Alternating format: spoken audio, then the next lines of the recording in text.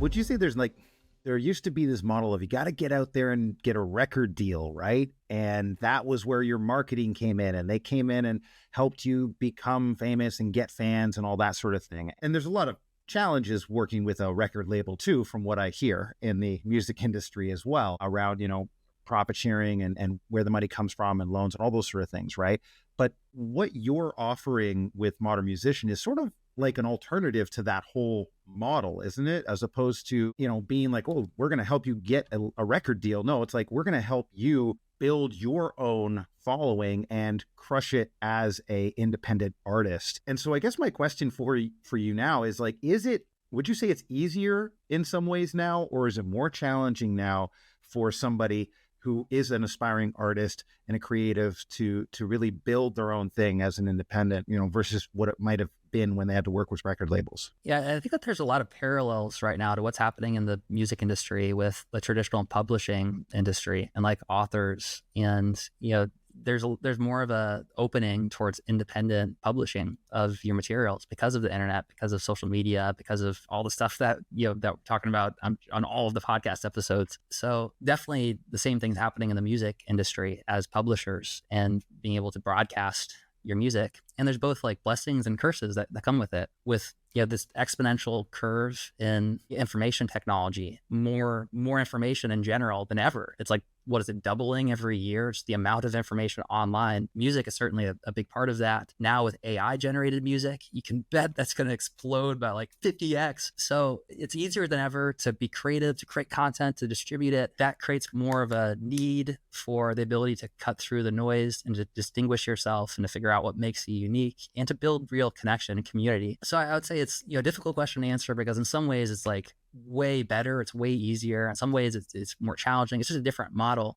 I personally think that this is like the golden age to be a musician or to be a creator, because we have access to resources and the ability to broadcast ourselves and our message in a way that just is not even close to possible 100 years ago. If you look at what the Beatles were working with, at a home studio, like we have access to better quality recordings, on our laptop, on our computer by a factor of, thousands. And not just that, but, it used to be that you needed to have a record label. You had a few channels of distribution. It was basically, that was it. Now it's like anyone can distribute their music to the internet and to potentially billions of people. It's so accessible. And so in a lot of ways, it's the golden age to be a creator, because you can create, because you can put it out. The biggest challenge that comes from it is learning how to distinguish yourself when there is more and more information saturation. Attention becomes more and more scarce, more and more limited. There's some people talk about the attention economy and how important it is to learn how to garner attention, in this type of environment. And our brains weren't designed to process the amount of information that's on the internet right now. It's like drinking the ocean through a straw. I have some pretty far out predictions and beliefs about like where things are headed with Neuralink brain machine interfaces, how we can kind of interconnect with this massive amount of, of information. So it's not a straw, but it's, we widen the bandwidth a lot. But for now, there's definitely, in my opinion, it's never been a better time to be a creative, to be a musician, but it comes with a unique host of challenges that weren't always the case. They were different challenges.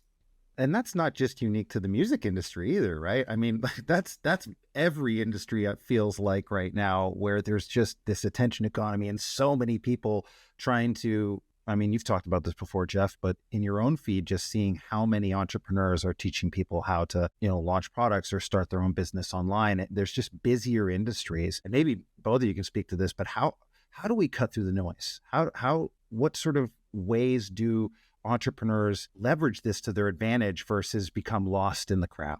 I was thinking the same thing, Chris, as Michael was talking. Everything he's talking about the music industry is the same for this industry, whatever you want to call it. Heard it called the information space. I call it the wisdom business. But, Michael, you succeeded. You became a rock star. It's not an easy thing to do. And I think about, you had that learn piano rock star course, and there's so many people that could teach a piano course, but there's not nearly as many people that can teach how to be a rock star course, which is essentially what you did. But in any case, you had this great success in the music industry that is remarkable. It's just not easy. It's a tough thing. A lot of people want to be a rock star. And then when it was time to change your life because you had a baby on the way and you had a new marriage and you're like, I'm not going to be traveling, Now you look to create an online business, and you again succeeded at a very high level. And like Chris was just asking, I mean, this industry is changing quite a bit. In the competition's increased, especially since COVID. Everyone realized you could have an online business, that online learning was a thing. Half those people seem like they decided to start an online business. But you're succeeding at this highest level. You just said it's easier than ever, but you need to cut through the noise. You need to understand what your gifts are and what you can bring to people. You have to build an audience. You have to build a community and a connection. Those are some of the things I just scribbled down as you were speaking. But yeah, I'd like to hear, you went from, I'm going to do this piano course, to I'm going to do this thing which became Modern Musician, which is coaching other musicians on how to build their career. You started off doing it one-on-one, which is a great way to start, great place to start. And you grew that to 34 coaches and a very, very significant business that's well into the 7 figures. What were some of the critical things that allowed you to make that jump? And in a relatively short period of time, we're talking just a few years.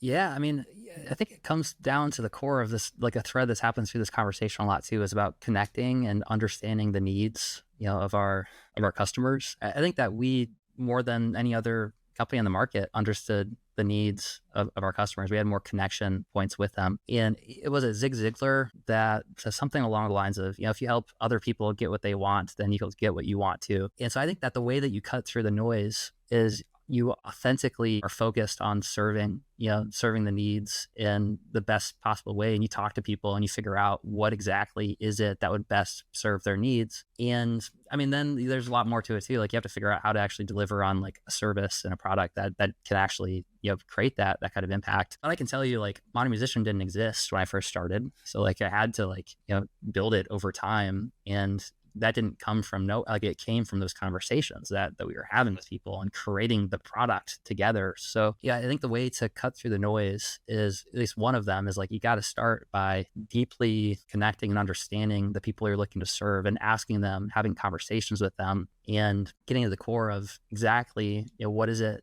What is their core need? What is their core desire? What are their core frustrations and challenges? And not necessarily what do we think they are, but like actually the reality of what they are when you're talking with them. Like, it's different than just pretending or imagining. Like, it is powerful to like imagine, but like when you actually talk to people, like you can start to get a real sense of the reality of it. There's that I think it comes from the strength of the model that we lean into. And it's similar to the model we see working best right now for our artists, is really focused on what we call the diamond offer. And the idea is like having a high end, a premium product, a premium price. So for artists, what that looks like is we call it the diamond offer. And this includes things like a fan retreat, where they actually can come spend time together with the artist and make music together. We had one of our artists, Erica Mason, who did a fan retreat, sold out of 30 spots for $2,000 a piece. If an artist is trying to sell t-shirts for $10 or $20, it takes a lot of t-shirt sales in order to make any sort of real revenue.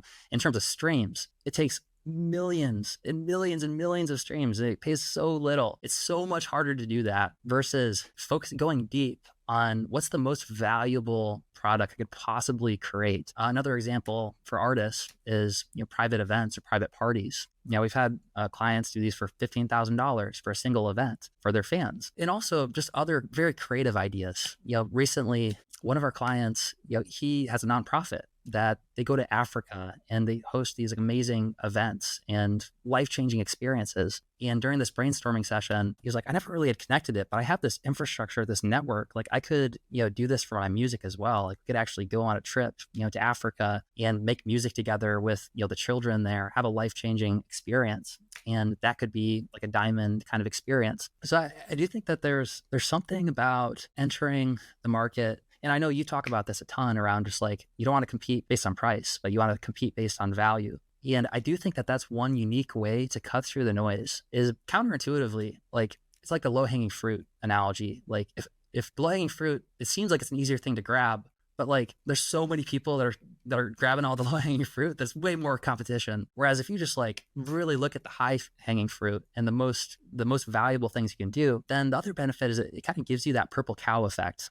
where it's like, it's unique and it's different. It grabs attention because every artist has a t-shirt, and it's like, okay, cool, it's a t-shirt. Not every artist is hosting an ayahuasca retreat for their fans, and doing things that are like life changing.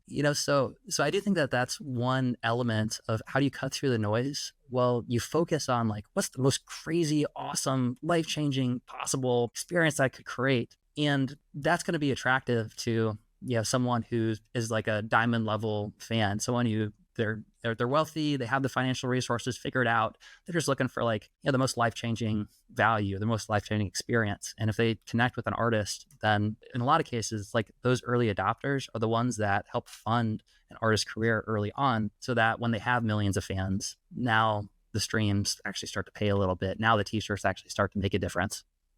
It's interesting, you use that phrase, the low hanging fruit, and there's a lot of people going after the low-hanging fruit. That's true. If you think about in a market or a niche or an industry, there's going to be a lot of competition for the low-hanging fruit. Conversely, when you build an audience, when you build a relationship, when you get a real connection to your community, then I think that your what you call the diamond offer, the high ticket, the high-end offer, actually is super low-hanging fruit for you or for the artist. So if you've built that community, you've put in the hard work, you've delivered value over time, you've built up those 1,000 fans, there's going to be 10 of those fans that will go for the premium offer, for the diamond offer. Or in our world, Michael, as you know, we have what we call the Sparta launch, which is for a very, very high ticket offer. And the crazy thing is those are often, usually in my experience, the easiest sales you'll make. So instead of fighting it out trying to sell t-shirts or packs of DVDs for $25 or $50, when you put out that $10,000 or $15,000 offer that's just targeted at those 10 people, it's almost like you just have to send an email for that. So that, there's a low-hanging fruit within the industry, which is like you're going to have to fight and scrap for. But when you put in the work to build that community, to build those true fans, then the low-hanging fruit is often that super high-ticket offer.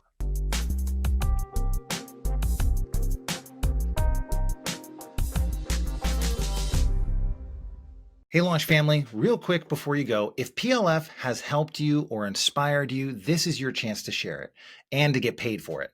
We're opening the doors for PLF partners and affiliates. And whether you're in marketing, knitting, breathwork, or any other type of niche, if you've got a story and a following, this is your moment. We'll give you everything you need: swipe copy, strategy support, and a world-class launch built to convert.